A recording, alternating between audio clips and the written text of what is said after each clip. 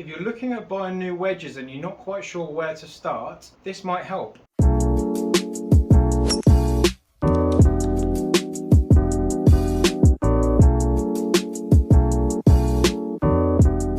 So you're in the shop and you're looking at some new wedges on the shelf and they look nice and shiny, but you're not quite sure what to do or where to start with them. This could probably help. So what I would do is I would get my phone out and I would search for the irons that I have and search for that model and then specs. Once I've got that, I'll go to images and that should give me some spec sheets of what loft my pitching wedge should be with the irons. And what I'd be looking to do is to try and get 4 degrees, maybe 5 degrees of difference in loft down from that pitching wedge. For example, you might find out that you've got a 44 degree pitching wedge, in which case you might want to go 48, 52, 56 and 60 to get a full set of wedges through the bag. Alternatively, you could go something like 50 degrees to get a 6 degree gap and then go 56 if you wanted to have less complication of clubs there, because you might have had just a sand wedge with your current set that comes with it and you've never had that choice and had that variety within the golf bag.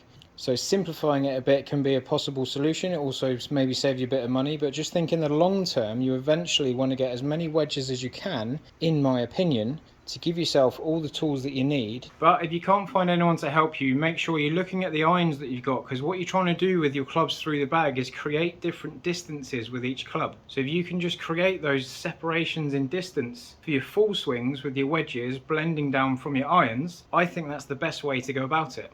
Another thing to consider is the width of the soles on your current iron. So if you've got irons that have got a really wide sole, you probably want to look at some wedges that have got a sole that's very similar, because it could be that that extra width in the sole helps you get through the turf with a bit more forgiveness. I'd really encourage you to get more wedges in your bag than long irons, for example, which might not be as easy to hit or useful. So you could replace 2 long irons with 1 hybrid, for example, and then that extra wedge can just give you a bit more help around the greens. See you on the next video.